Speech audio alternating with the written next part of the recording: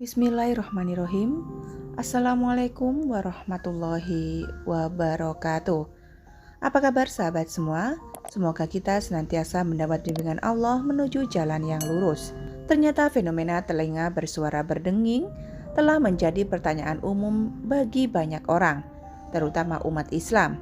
Banyak yang mengira bahwa ia sedang digosipkan oleh tetangga atau dibicarakan oleh seseorang yang tidak suka dengannya. Namun menariknya, 1400 tahun yang lalu, Nabi Muhammad juga membahas fenomena telinga berdengung ini. Beliau mengajarkan bahwa jika seseorang mengalami telinga berdengung, itu berarti mereka berada di tingkatan tertinggi di alam roh atau mal'ala. Dalam pandangan medis, tinnitus atau apa yang umumnya kita kenal sebagai telinga berdenging adalah suatu kondisi yang dialami oleh sekitar 15% hingga 20% populasi terutama pada lansia. Tinnitus dijelaskan sebagai pengalaman mendengar suara seperti mendenging atau jenis suara lainnya seperti mendengung, menggelegar, mengklik, mendesis atau berdengung di satu atau kedua telinga. Meski tidak ada sumber suara eksternal yang ada, suara ini hanya bisa didengar oleh orang yang mengalaminya, kecuali dalam kasus tinnitus pulsatile yang sangat jarang, di mana dokter mungkin bisa mendengar suara tinnitus saat melakukan pemeriksaan. Tinnitus dapat disebabkan oleh berbagai hal, termasuk sel-sel rambut yang rusak atau patah di bagian dekat telinga yang menerima suara, perubahan dalam aliran darah melalui pembuluh darah terdekat, masalah dengan sendi tulang rahang, dan masalah dengan cara otak memproses suara. Kondisi ini biasanya disebabkan oleh suatu kondisi mendasar, seperti gangguan pendengaran yang terkait dengan usia, cedera telinga, atau masalah dengan sistem sirkulasi. Walau begitu, sebagai umat Islam, kita juga harus mendengarkan penjelasan dari sumber-sumber Islam, seperti hadis Nabi dan pendapat para ulama agar tidak tersesat. Ada sejumlah ulama yang berpendapat bahwa telinga berdenging merupakan panggilan dari Rasulullah. Gagasan ini didasarkan pada penafsiran dari beberapa hadis dan teks keagamaan. Salah satu dalil yang digunakan untuk mendukung pandangan ini adalah kutipan dari kitab As-Sisi Al-Jami' Shaghir. Dalam kitab ini disebutkan bahwa ketika telinga seseorang berdenging, ia harus mengingat Rasulullah dan membaca sholawat untuknya. Rasulullah bersabda, jika telinga salah seorang di antara kalian berdengung, maka hendaknya ia mengingat membaca sholawat kepadaku dan mengucapkan, semoga Allah mengingat orang yang mengingatku dengan kebaikan. Teks ini diinterpretasikan oleh beberapa orang sebagai bukti bahwa telinga berdenging adalah panggilan dari Rasulullah. Dalam hal ini, ulama menjelaskan sebagaimana juga telah dikemukakan oleh Imam Abdul Rauf Al-Munawi yang telah dikemukakan oleh ahli Al-Azizi dalam kitab As-Siraj Al-Munir.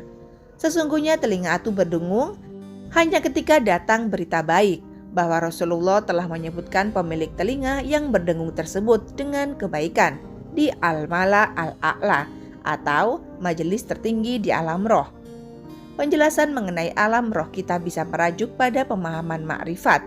Seorang sufi memandang fenomena seperti telinga berdengung bisa ditafsirkan sebagai tanda atau simbol dari komunikasi di antara manusia dan alam semesta, atau antara manusia dan Allah. Dalam beberapa tradisi sufi, misalnya telinga berdenging bisa diinterpretasikan sebagai suara dari dalam diri yang mencoba untuk berkomunikasi atau memberikan pesan.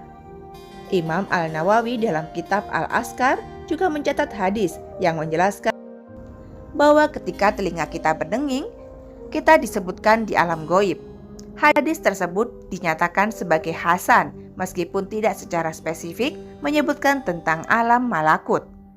Nabi Muhammad hanya mengatakan bahwa siapapun yang telinganya berdenging harus membaca basmalah dan berdoa agar Allah menyebutkan namanya dengan baik.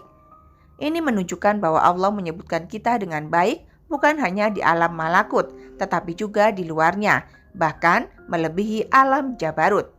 Meskipun Allah tidak terbatas pada tempat tertentu, kita tidak mengetahui dengan pasti bagaimana Allah berbicara.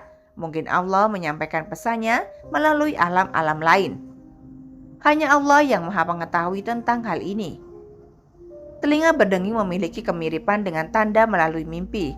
Rasulullah pernah bersabda bahwa siapapun yang bermimpi bertemu dengan beliau sebenarnya telah melihat kebenaran.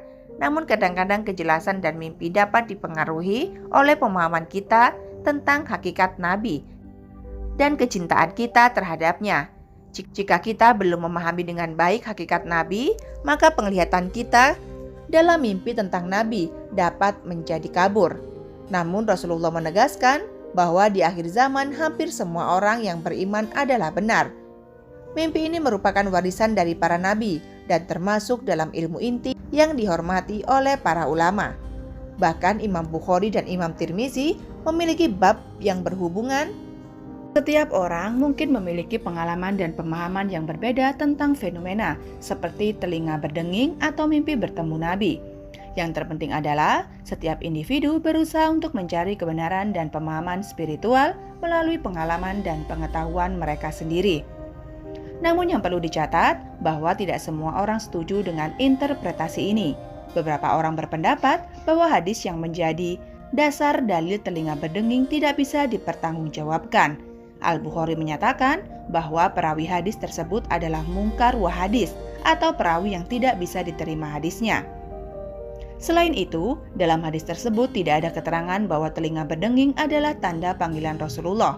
Hadis tersebut hanya berisi anjuran untuk membaca sholawat ketika telinga berdenging. Apabila telinga kalian berdenging, hendaklah dia mengingatkanku dan membaca sholawat untukku. Dan hendaknya dia mengucapkan, semoga Allah mengingat orang yang mengingat dengan mendoakan kebaikan. Beberapa ulama berargumen mengapa mereka menganggap hadis ini tidak bisa dipertanggungjawabkan.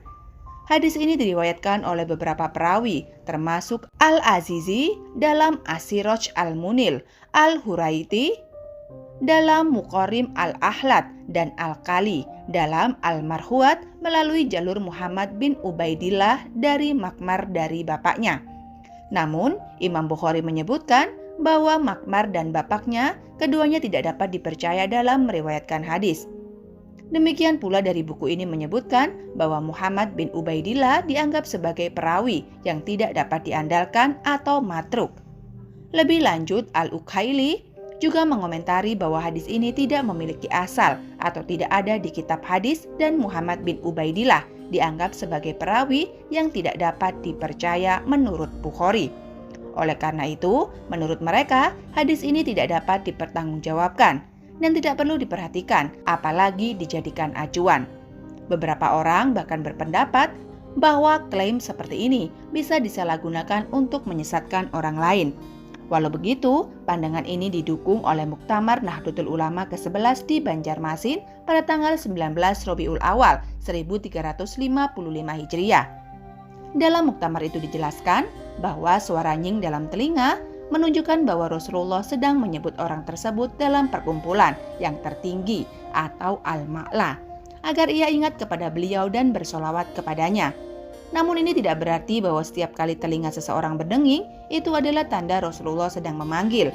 Bisa saja memang karena pengaruh yang lain seperti kondisi medis atau hal yang lain dan tidak diketahui. Namun yang juga perlu diperhatikan, bahwa walaupun ada beberapa ulama yang mengatakan hadis ini sebagian lemah, kita tidak lantas berhenti mengucapkan sholawat kepada beliau. Sebagai kesimpulan, meski ada beberapa dalil dan interpretasi yang digunakan untuk mendukung klaim bahwa telinga berdenging adalah tanda Rasulullah sedang memanggil, masih ada perdebatan dan kontroversi seputar validitas dan interpretasi dari dalil-dalil tersebut.